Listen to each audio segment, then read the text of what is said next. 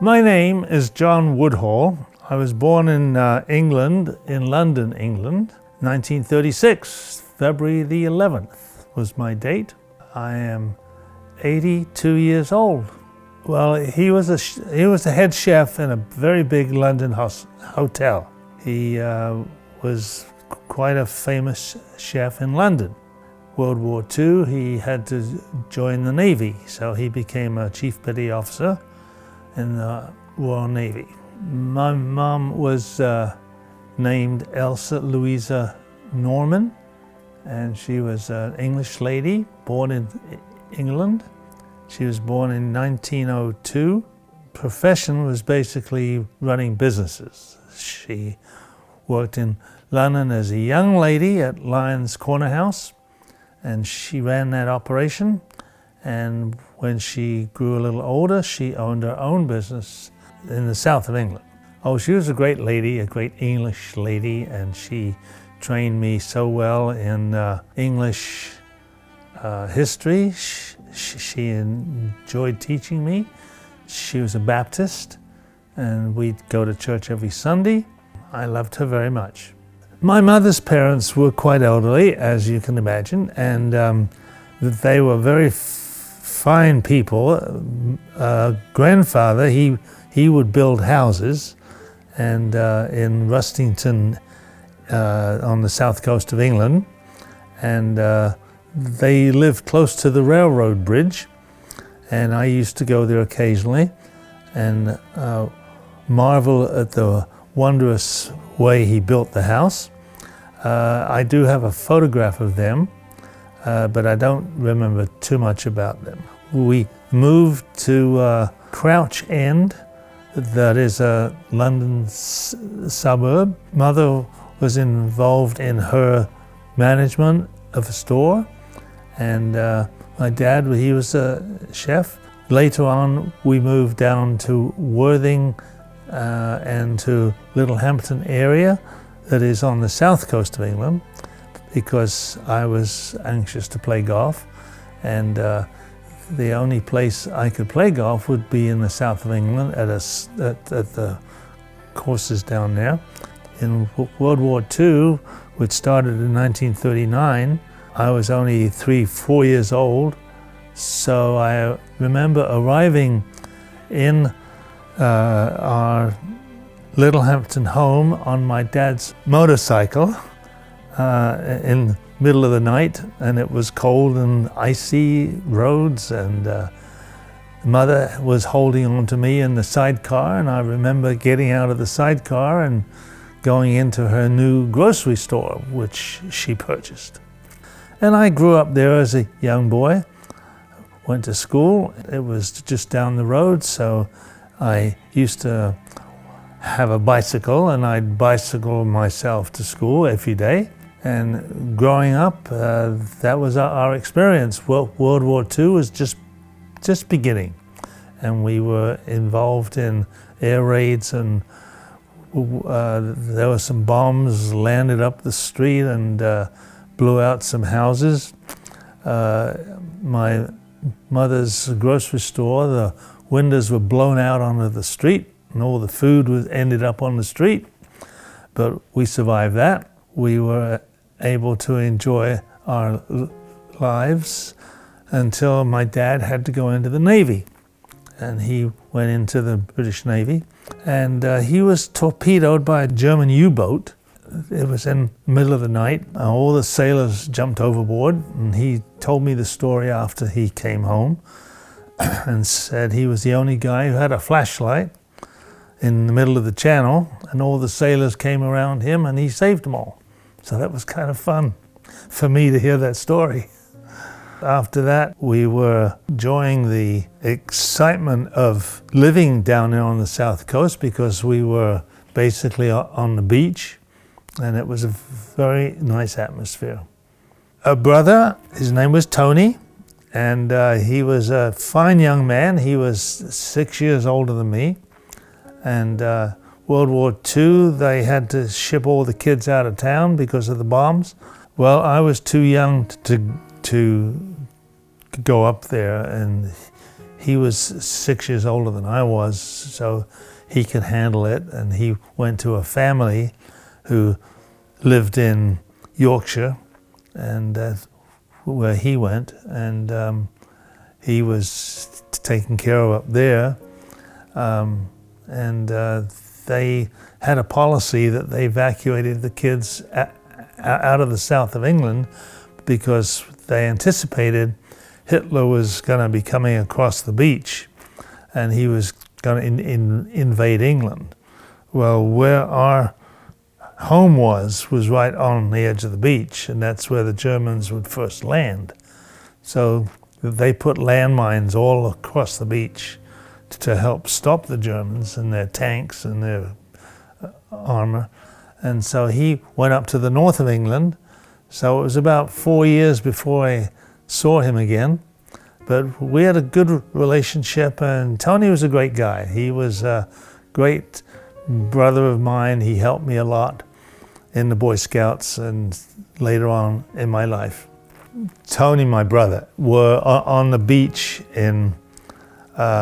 on the edge of the channel. We were exercising the dogs, and it was World War II. It was about 1944. I think I was about 8 years old.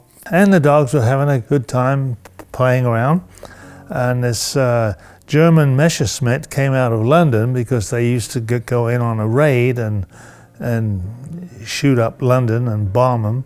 Messerschmitt is a German fighter plane. And he came out of London on the way back to Germany. He had to go across the channel.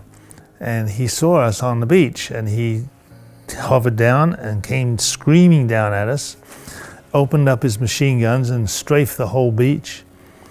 But he missed us. He was a little too high. He couldn't quite get the angle. So the shells were hitting 50 feet in front of us. So I yelled to Tony, get down, and I got down, put my hand I was facing the sand, and so he flew over us, and I saw him go by, his swastika on his shoulder, and because he was low. And so when I got up, a British Spitfire was coming right behind him, and we saw the Spitfire open up his guns and shoot him down. The plane blew up. He ended up in the ocean, and I think he's still there today. He's stuck. The Americans came over, and the Canadians, and they lived in our town, and they were ready to fight. And so I would take groceries to their hotels where they were all living, and I had a trades bike that I would put the boxes of groceries in, and I did deliver them to the Americans and the Canadians. And it was a very interesting experience for me to deliver all the groceries for my mom. So that's what I used to do as a kid. We would go to the movies a lot because it was a time that Hollywood was making all great movies, and watch those early movie stars. We would go occasionally town and shop. We didn't have a lot of money. Mother owned a grocery store, but we all had to work. Mother and I would be together a lot, and Dad was in the war, and that was our life. Well, I was a Cub Scout originally, and then I became a Boy Scout because I grew older, and the Scoutmaster, Uncle Jay, we used to call him, he lived just down the street. He was a great Boy Scout leader, and he taught us how to hunt and how to camp out at night and how to row a boat down the river. So we took our tents and we camped out on the shores of the river. One evening we were rowing back home, and the tide turned against us on the river. So we couldn't get under the bridge. And we kept rowing, and we couldn't get under the bridge. And then finally I found if I went to the side of the bridge, I could get through there easy. By now there was about 20 people on top of the bridge cheering us on. And we finally got under the bridge, and along comes the motorboat. And, do you need help? Yes, we do. So he gave us a rope and he towed us in the rest of the way. So that was my early scouting experience, and then I became a leader of my troop. We qualified to go on the World Scout Jamboree in Austria. There was 50,000 scouts.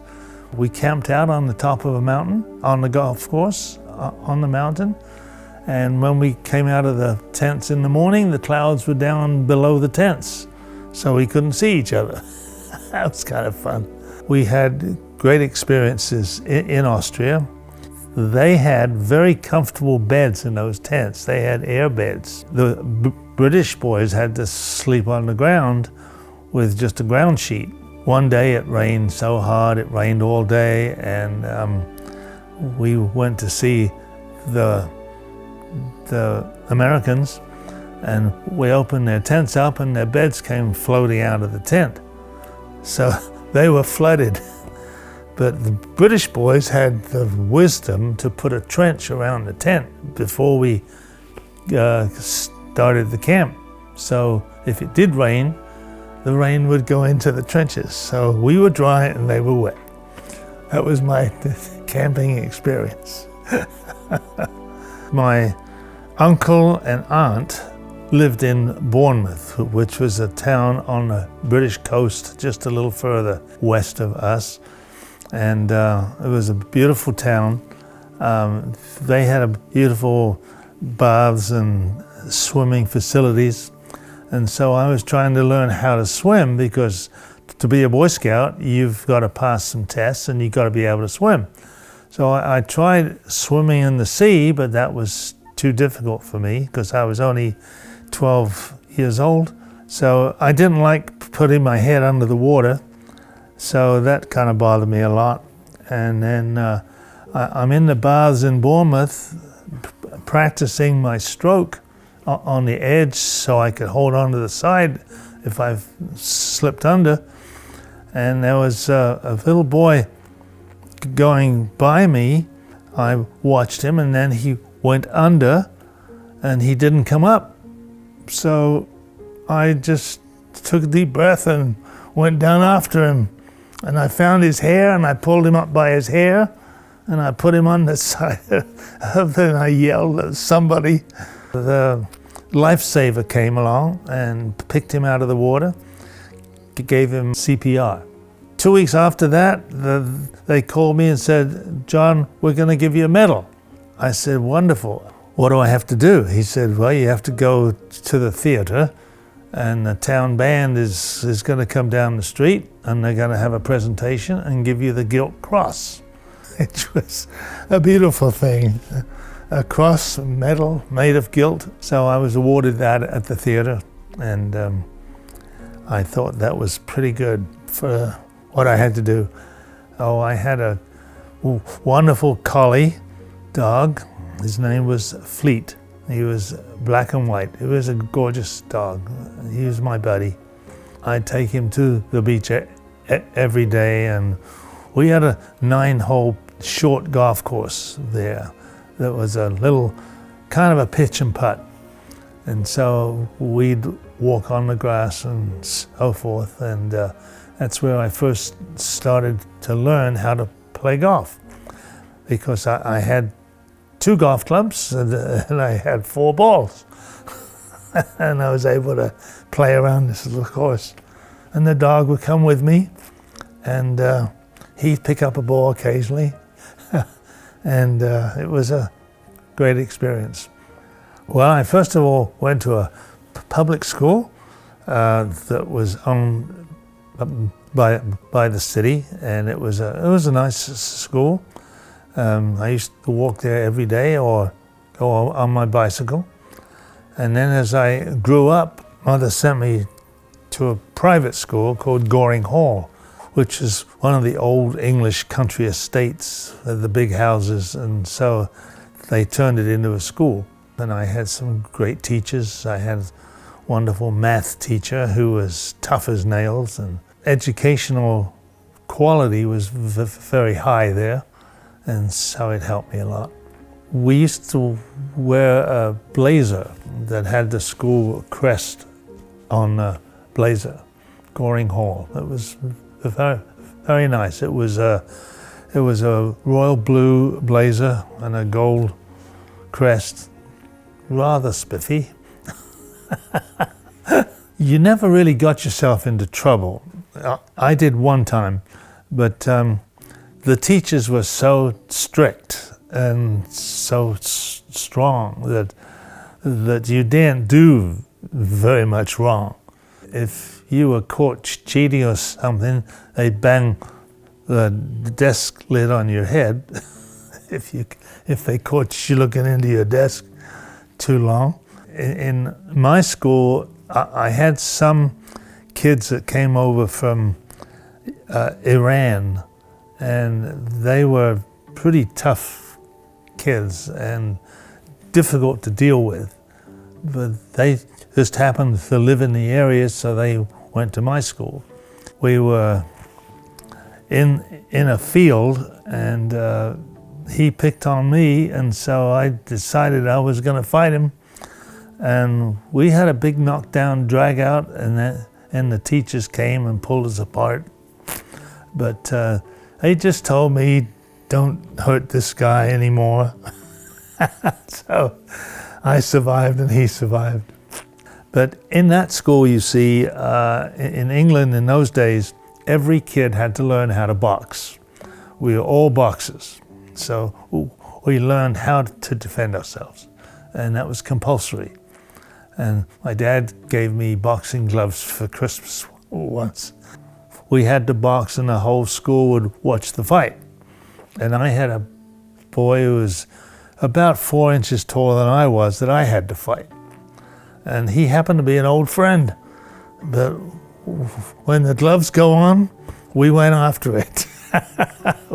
We had a great fight. Everybody clapped, and that was the end of that. On the weekends, I couldn't play very much because I was in Mother's grocery store, and I used to cut up the bacon and help restore the shelves and all those things. She taught me how to take a side of bacon and get the bones out and then slice it on a machine and put it on the counter for sale. I used to do that a lot and help her at the store. Then on Sundays we'd go to church, and that was the weekend. Well, after high school, I was living in London, and we were in a town called Beckenham, Kent. I was able to get a job as a window dresser at a big London store. I was 17, I think, or 18, and went to work every day on the train into London, which was about a 30-minute train ride. And then I'd get off at London Bridge, and I'd go to the store, and I would undress the models, and I'd put the clothes back on them. And I'd organize the windows and all that part of window dressing. I was there for about 2 years, and then I was able to graduate into Guy's Hospital in London. I used to walk across the bridge every day to the hospital and study hematology, which is the science of blood. And I had a wonderful Dr. Waterfield who taught me a lot, and he was the chief hematologist. And he had me go into the wards and collect blood samples from the patients.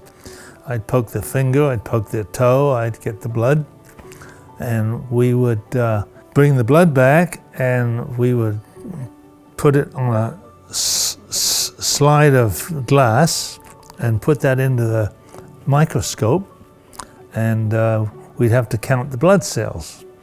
We would count the number of white cells, the number of red cells, and that would help the doctors determine the blood diseases that they had. So I enjoyed that a great deal. I was planning to become a hematologist. And then I was playing very good golf at the time, winning some amateur tournaments with my buddy Michael Steele. He was the son of a hairdresser. We won a lot of two-man team tournaments, and I won a few individual ones at the Worthing Golf Club, which was a beautiful country club. They allowed junior members, which is very unusual in London, because it was usually your father had to be a member of the club before you could become a member. But in this particular club, they allowed young boys to become members, junior members. So I became one. And so I'm playing golf with some American doctors at the hospital, and they said I should consider going to America, because that's where golf was played the best. So I caught the next plane to San Francisco. There was a gentleman in San Francisco I was asked to see if I could get an appointment to go see. An appointment was arranged. I got off the plane at 2 o'clock in the morning, went to see this Lincoln Mercury dealer in San Francisco. His name was Eddie Lowry. And I walked in the door. The gentleman that saw me first of all, his name was Harvey Ward. He was the U.S. amateur champion, and he worked for Mr. Lowry. And so I told him I was looking for a job in golf, and I wanted to become a golf professional. Eddie came in an hour later, and he introduced me to him, and we had a wonderful 2-hour meeting, because he played in England in a lot of amateur tournaments, and he was a wealthy man. He picked up the phone and called San Francisco Golf Club, which is the richest golf club in San Francisco. He asked the head professional, he said, when is Tony leaving to go on the tour? Because Eddie was sponsoring him. I didn't know that at the time, but so Tony Lima goes on the tour, becomes Champagne Tony. He wins the British Open a year or two later. Well, I was able to take his job because he was leaving. So I got to go to San Francisco Golf Club, and I'd sleep in the bag room where all the clubs were, on a couch. They gave me a very nice welcome, and I became the assistant to the head pro, where I started to develop into a golf pro, and I taught some of the members. I had an opportunity to go to a club in the San Joaquin Valley in Merced and become their teaching professional. So I took that opportunity, and it was a great experience for me. But while in San Francisco, I was able to meet Ken Venturi and Byron Nelson, some of the greatest players in the world. Mr. Lowry gave me that opportunity. Well, 30 years later, they made a movie called The Greatest Game Ever Played. It's a tale in the 1925 of a young amateur who was invited to play in the US Open, who he eventually won it. And he had to find a caddy. So he couldn't find a caddy because nobody knew him. And so this young boy comes out of the crowd and said, "I'll caddy for you, Mr. DeWitt." He said, "Well, Eddie," he says, "is that your name?" He says, "Yes, sir." He said, "The bag is as big as you are." He said, "That's okay, sir. I'm a good caddy. I can carry for you." So he did. He carried all 4 rounds in the wind and the rain and everything. And 30 years later, they made the movie, and Eddie Lowry was the caddy that I met in San Francisco. He became a millionaire selling Lincoln Mercury cars. And so he owned the dealership. And so that's how I got started as a golf pro. The mother had a grocery store. I was in the store every day helping mother. I had a collie dog who looked just like Lassie, beautiful sable and white collie. And he'd sit at the door of the grocery store every day and welcome the customers and guard the eggs. This young lady kept going by my grocery store door, and she'd pat the dogs and talk to the dog. All of a sudden I noticed that she had beautiful legs, and she was a very pretty girl. She really enjoyed the dog. I didn't know her history, but I did know her daddy owned a restaurant just around the corner. And so I finally found out that she was going to London every day to ballet school, and I talked to her occasionally. And so we kind of hit it off as getting to know each other. And so then I had to develop the courage to ask her on a date. So I wrote her a letter because I was too scared to ask her, and asked her if she'd like to go to Arundel Castle, where they had a ball for the Conservatives. I escorted Velida to the castle, and we danced all night. We had a wonderful time. Basically, that's when I started to date my lovely wife. When I went to Merced, California to become their head teaching professional, I was able to enjoy that club. It was a private club, and the San Joaquin Valley was a very warm part of California because it was in a valley. And I learned to handle the heat and so forth in the summertime. And I was there a year, and I've learned a great deal. One of the members had an opportunity in Idaho, which I had never heard of, Coeur d'Alene, Idaho. So I was able to talk to him, and he said, well, I'm helping the club develop the golf course. He said, I'm loaning him money. And I said, well, that's great. His name was Jack Hill. He said, well, we're going to be looking for a golf pro. Wondered if you'd like that position. I said, yeah, I'd love to, sir. Before I left England, I had met this lovely lady called Velida. She kind of inspired me, and I went to America thinking that lady is special. So after I had the opportunity to go and get my own club in Idaho, I thought, well, John, you better get yourself to call Velida and see what she thinks. So I called her and asked her if she'd marry me, and she was on the stage in London. I said, I am here and I'm going up in the world, and I got this beautiful club I'm going to go to. Will you marry me?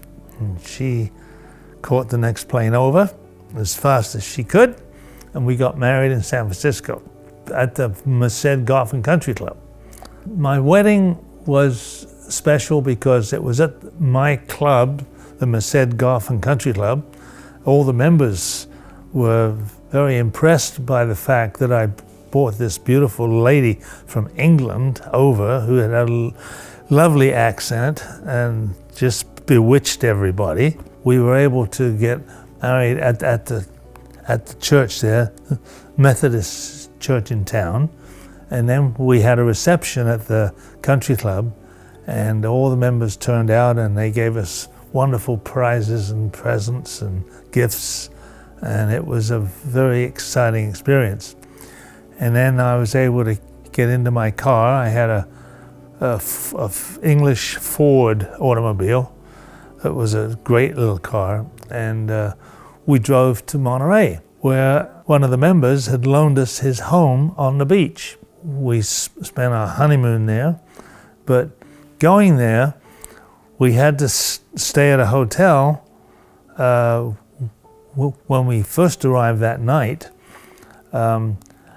because it was late at night, and I didn't want to interrupt the people in the house at that time. I got out of the car and went to the office, and the car was parked on a slope.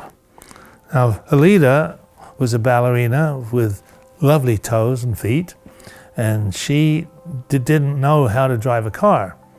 Well, as I got behind the car, as I going to the office, the car started to move backwards down the slope. Well, the highway was right behind us. We'd just come off.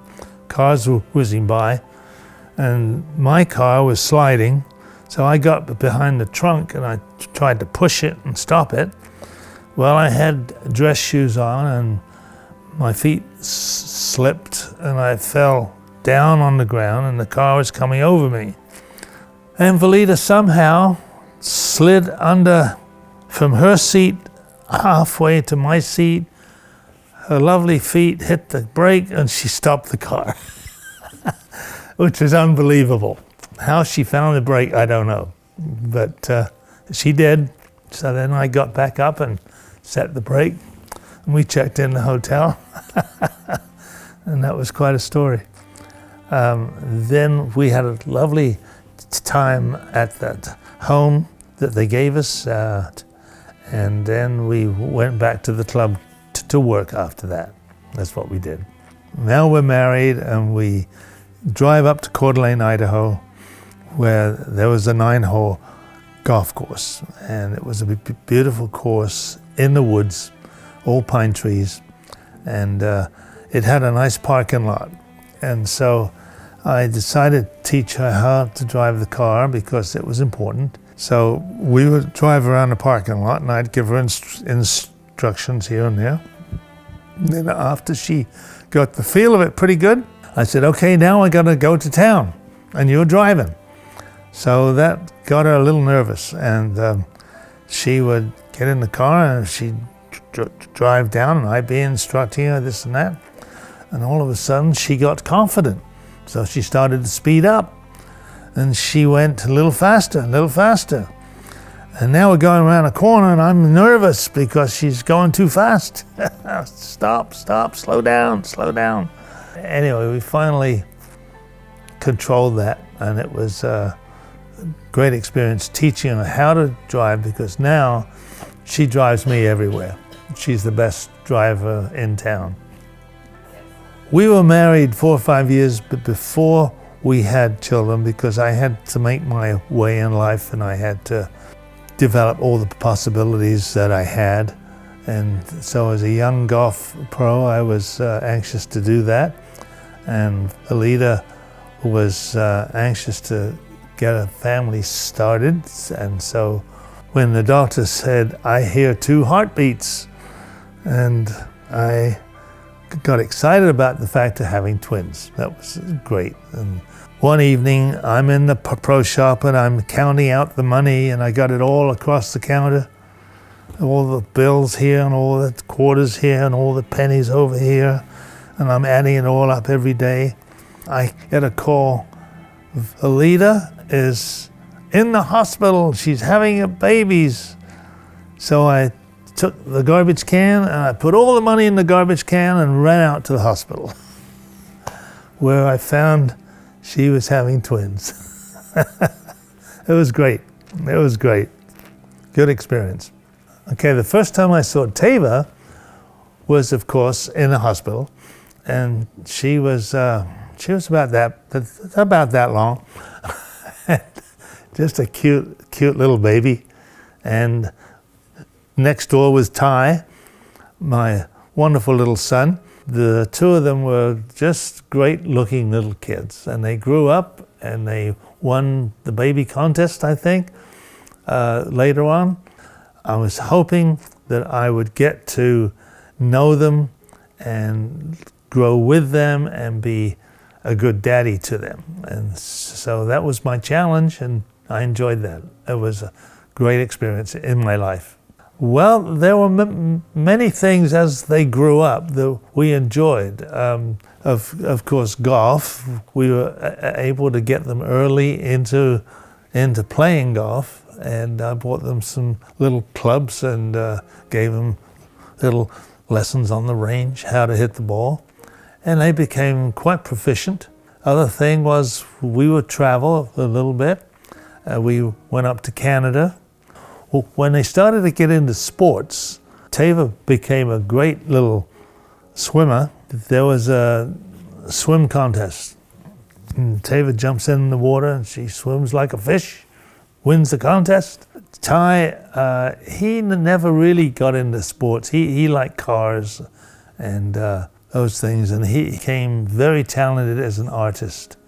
And he would draw things. One day I was in Sedona and I saw a picture of a tiger coming out of the woods with the tiger's wife. How you'd ever say that, I don't know. But anyway, this pair of tigers came out of the woods and they were chasing something. And the mama tiger was in the lead. She was going to get it. And it was a dramatic picture that I saw as a painting. So I took a photograph of it. And later on, I gave it to Ty. And then about a year after that, I get this beautiful big picture of this two tigers coming out of the woods. Ty painted it for me. It's in my office right now. It's a beautiful painting. Ty was very talented, and that was his love. And he later became a successful businessman in the automobile field. And so that's his life. And Teva became a wonderful business lady. She helped me at Camelot Golf Club that I developed in 1968, and she was able to run my office and become a business lady. And what a business lady she became. She was great. Because Ty was so into cars, I was also a little bit that way. And so I bought a Corvette. And the first one, it was the pace car that would pace the races on the track. And it was a very fine automobile.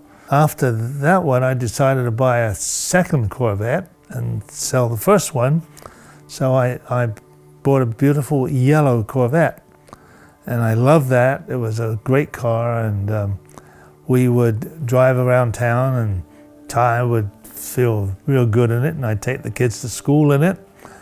And it had lights that when you turn on the lights, the shade would come up and go down, and the kids at the school would love to see those lights come up and go down when we drove up there. The time comes where one of the members at my club asked if he could buy it. So I said, sure, you can buy it. Well, at that time, I had decided to take Ty up to Idaho because I was going back there to open up the club for the spring. And it's a good drive. It's 1,200 miles, and it's a nice road. And so I asked Ty if he'd like to come with me. And he said, yeah, Dad, I'd love to come with you. And so it had an open top. It had a T-top. So you could push the button and the top would open up. And so he enjoyed that car a great deal. Well, a member came into my office, and Ty was in the office, and he said, John, he says, I want to buy that car. I said, okay, so you can buy it. So I turned to Ty, I said, Ty, would you call the airlines, have Teva call the airlines and get us a couple of tickets to Idaho? His face just dropped. Boom. I couldn't believe what I had done to him. And because he was looking forward to that trip so badly. So that hit me pretty hard. And I said to the member, I said, I'm sorry, that car is not for sale. We're going up to Idaho. So we had a wonderful trip. We drove up there. One part on the way out of Salt Lake that we were roaring down the highway, and I see a cop in my rear view mirror. I said, Ty, we got to lose this cop. So we took off, bang, and the cop never saw us. And Ty, he got a big kick out of that. That was fun. And we drove on up to Idaho, had a wonderful time, and we had a good time in that Corvette. Then I sold it later on. That was the story of Ty and me and the Corvette.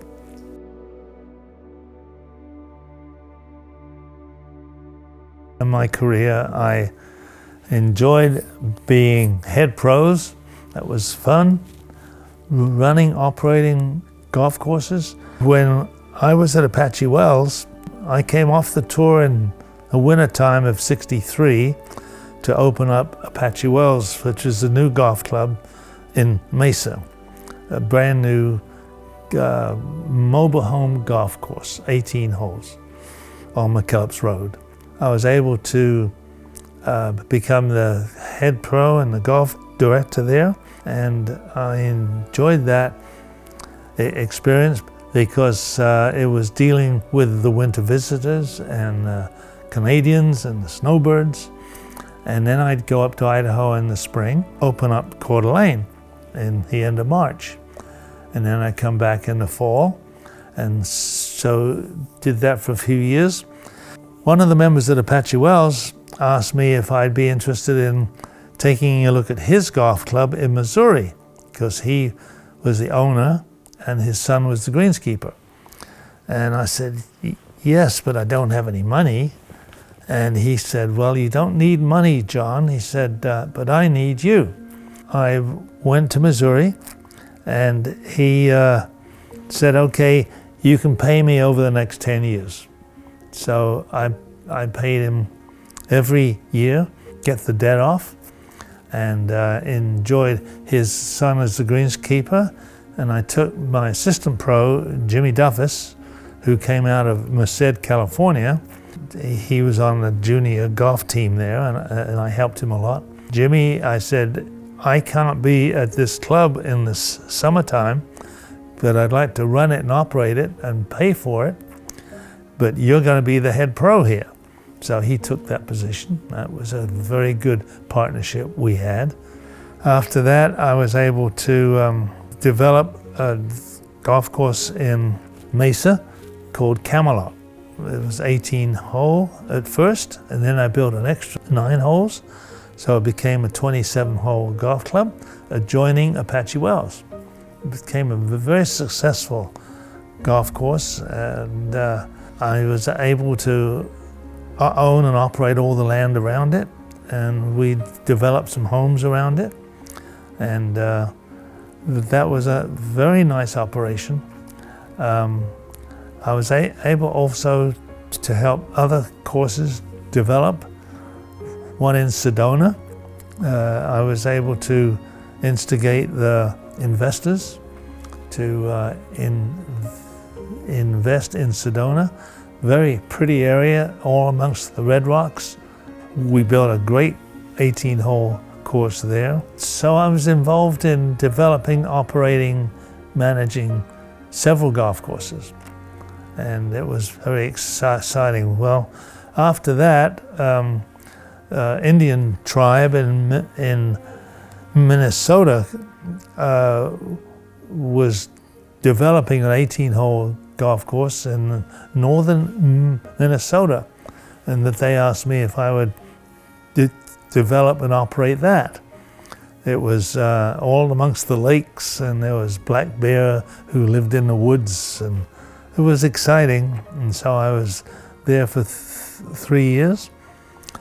Taught the Indian kids how to play golf in the summertime and how to cross-country ski the course in the wintertime. Because I was a skier as well, I learned how to ski in Flagstaff by going up there and taking lessons and learning how to ski. And we had a lot of fun skiing in the winter times. So that was basically what I did. I think there was great opportunity at that time, in those times, to develop golf courses at that time. I developed a part of my life in the summertime to Lake Coeur d'Alene, because Lake Coeur d'Alene is a very pretty lake. It's a big lake. I would often drive around it and I would see the boats on the lake and decided it may be fun to learn how to sail. And so was able to order a sailboat out of Florida, and it was a beautiful boat. You could sleep on it and so forth. I went to the bank and asked them to loan me the money to buy the boat. Well, the banker happened to be a very good bank manager named Parker Woodall. So we got along pretty well. And so he loaned me the money to buy the boat. We were able to enjoy Lake Coeur d'Alene, and then later on I was able to buy a lot on the lake. There was a beach, a beautiful beach. I was planning eventually to maybe have a cabin there. And so the boat was a very important part. We would have parties on the boat. The kids would love it. And we would learn to sail in the winds, and it was a fascinating experience to learn sailing. When I came over, I was a British Baptist. Eventually in Merced, became involved in the Methodist Church. I would go to Methodist Church because my mom came over, the leader, and sing in the choir and play in the bell choir, and Mother and I would go to church and listen to her, and that was a great experience. And then later on, Tava had gone into the LDS church, which was a great organization. Between Tava and Trelawney, they kind of got me thinking about LDS. And so I felt with their encouragement, I should change from Methodist to LDS. Well, that was about 3.5 years ago when I was a young man.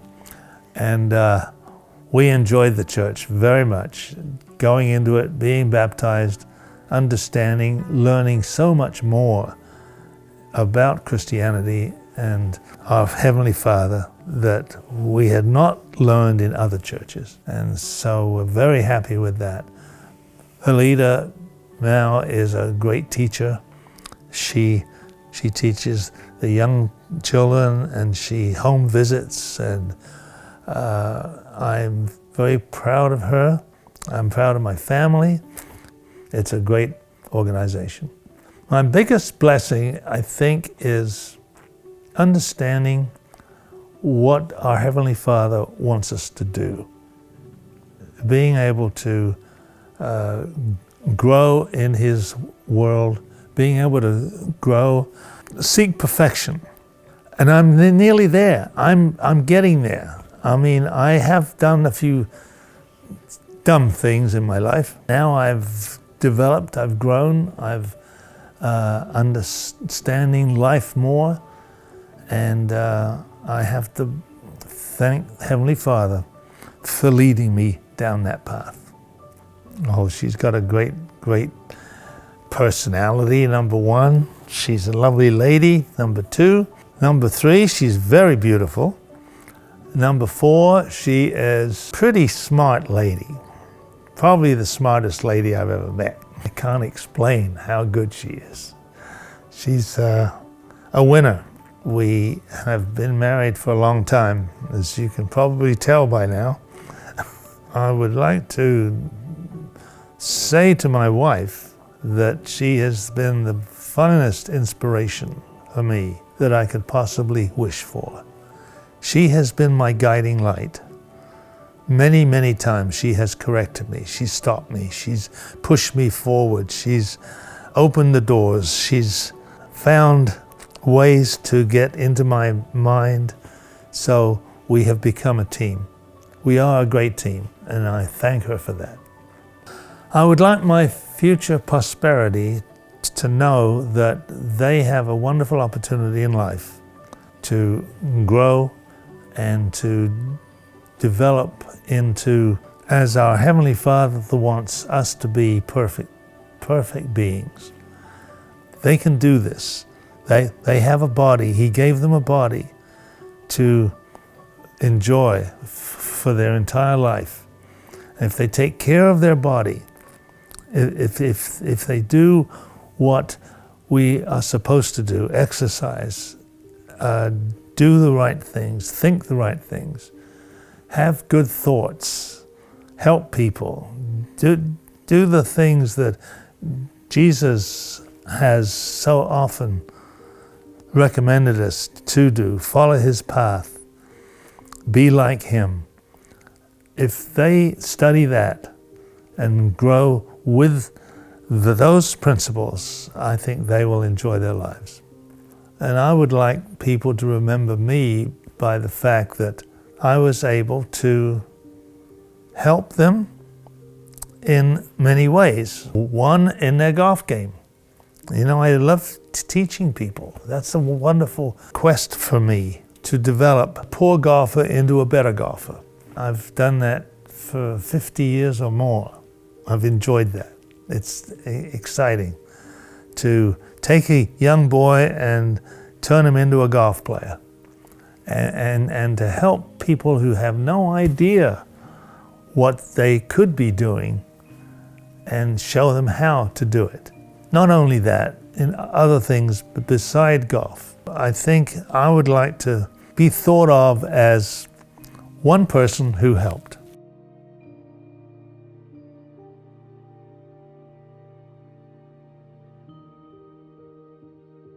I would like to finish or end this lovely conversation by explaining I took 12 of my members to Scotland, where we had a golf vacation, and it was a wonderful experience, playing St Andrews and Carnoustie and those great courses over there.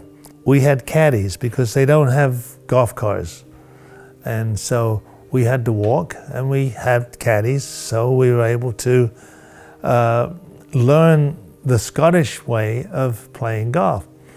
And that was very enjoyable. And so after the game, of course, we would take the caddy into the clubhouse and we'd buy him a beer. And so my members would enjoy this after golf. And so one of the caddy's stories which stands out was the golfer asked the caddy, he says, "What club do you think it should be, caddy?" And the caddy says, "Well, sir, I think you should hit the 5-iron." "Well, caddy, do you think it'll get there?" And the caddy would say, "Eventually, sir." So that is, once you think about it, he will eventually get there. And the other story was, which is kind of comical, was given to me by Father O'Malley. He's a lovely gentleman who plays at our club every week. And Father O'Malley said, Johnny says, the gentleman tees off the country club and hits the ball into the woods. And goes in with the caddy and says, "Find the ball, caddy." And the caddy says, "It's here, sir, by the tree." "What do I hit, caddy?" "Well," the caddy says, the flag, sir, is between those two trees. You need to hit a very hard, low 4-iron. Punch it hard. So he gets a 4-iron and punches it hard, hits a tree on the way out, comes back, hits him in the head, kills him. St. Peter is at the gates, reading the good book, and he says, "It says here that you're a golfer." "Yes, sir, I am a golfer." "Well, how good are you?" "Well, sir, I got here in 2. Those are my jokes.